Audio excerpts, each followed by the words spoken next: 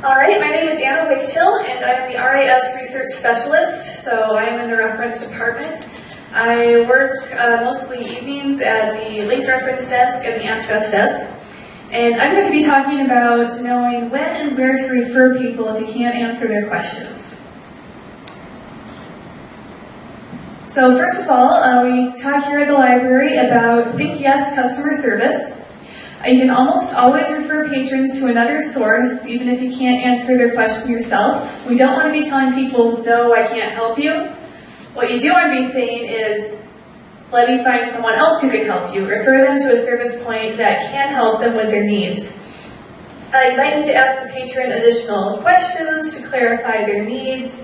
For example, if they wanted technology help, you might want to clarify if they want to check out a laptop, do they just need an HDMI cord, things like that, so you can figure out where exactly to refer them. You can walk someone to the proper service point if possible, or if you're just sending them there on their own, it's a good idea to contact them by phone or Skype. So, for example, if I'm up at the reference desk and I'm sending someone down to Husker Tech with a problem, I might call Husker Tech in advance so they know who's coming. I'm going to start off with some examples of times when you might want to refer a patron elsewhere, and then I'm going to go through each service point to talk about what they do so we're more familiar with where to send people. So something that happens often is a patron comes in, they want a certain book, we can't find it in the catalog. What you might want to do first is clarify the title and the author.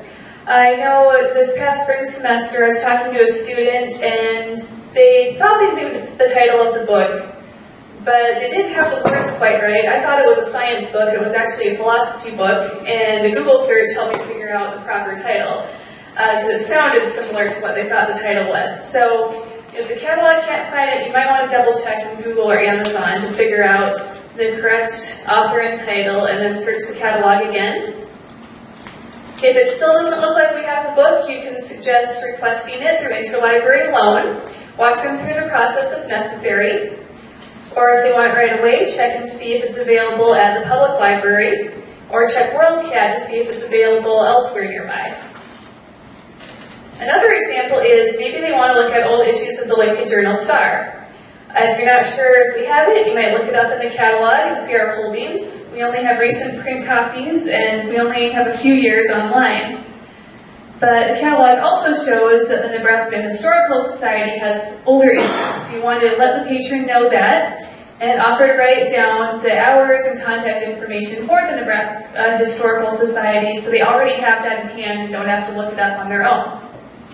So what we want to do is make it as easy for the patrons as possible to find the information they need. Anna, I'd point out that ILL is not a term that we have on the website, it's delivery. Yes, now it says delivery instead of delivery/ILL. Even though those are two different services, they are the same form and they're both called delivery now. So thank you, that's a good point to make. Some more examples. Maybe a patron needs help with a very subject-specific research question and you don't have the expertise to help them. So this would be a reference type of question. So refer them to an available RIS staff member. So refer them to the reference desk in the link, or if we have a RIS staff member in the Learning Commons, refer them there.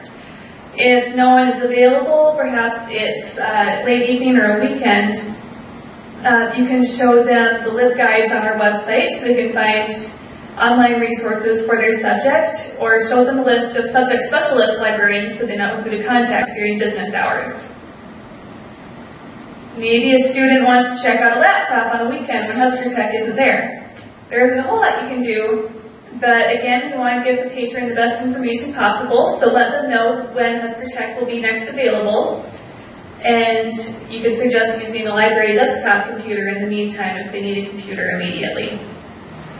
So of course, those are just a few examples of the many situations you might need to refer people other places in the library. I'm going to talk a bit about referring people to different locations in the library for finding books, and then I'm going to talk through the different service points.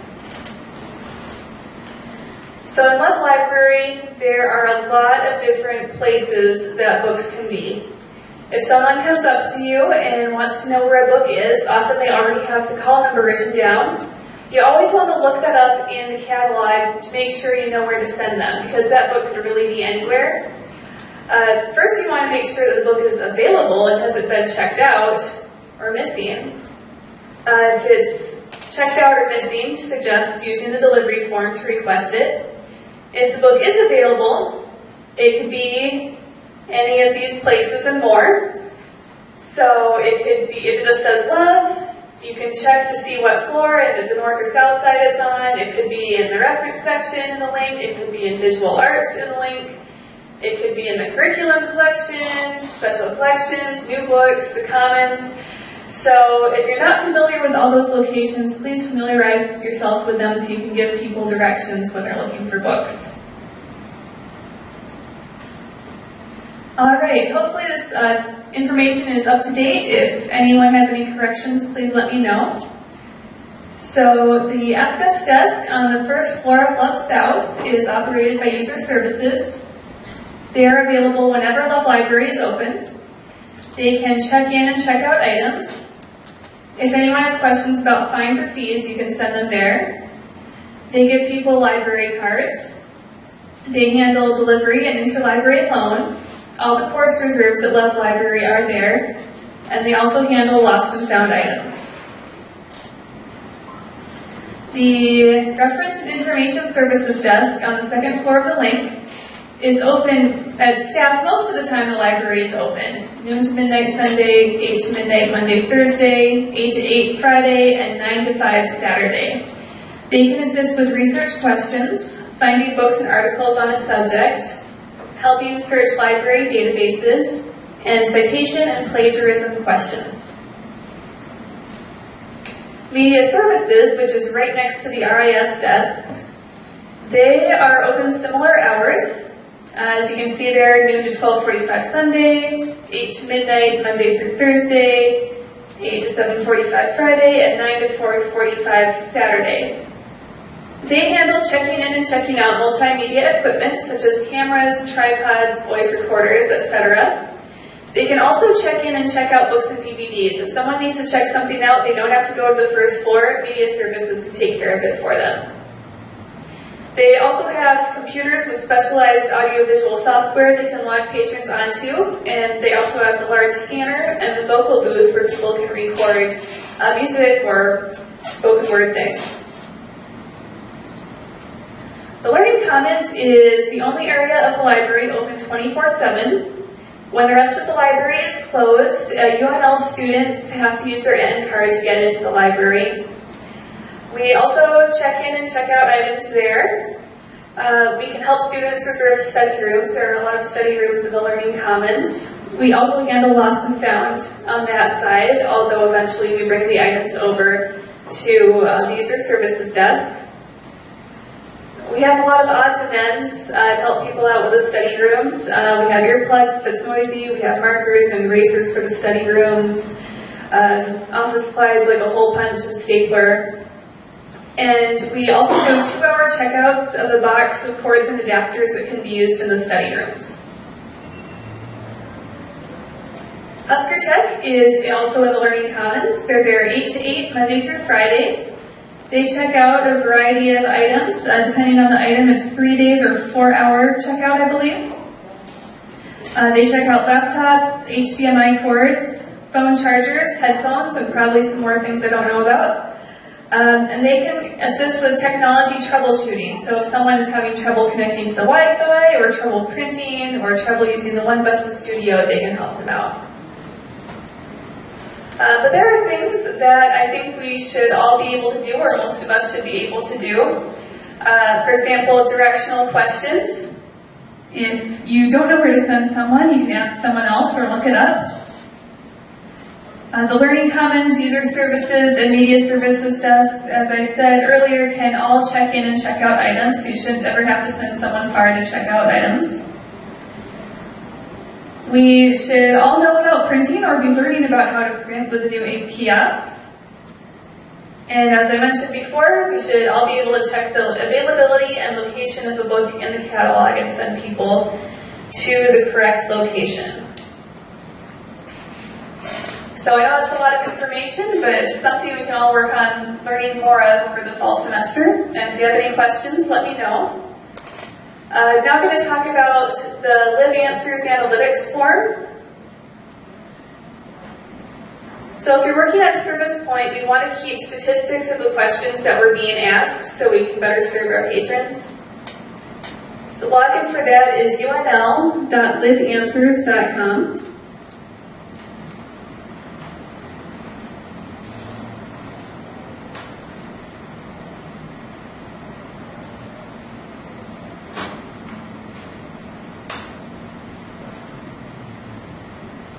I think it's liveanswers.unl.edu. Oh, thank you. Yeah, some of the URLs are one way and some are the other.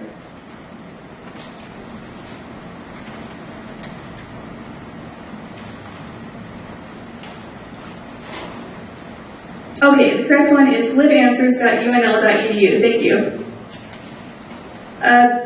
Most of the Service Point computers should have a shortcut to the login screen. If you're going just from the main website, you have to scroll all the way to the bottom to log in. I know both the reference students and the user services students have their own group login, so ask your supervisor about that if you don't know the username and password. Full-time staff can have individual logins, and you can let me or Sydney know if you need an individual login.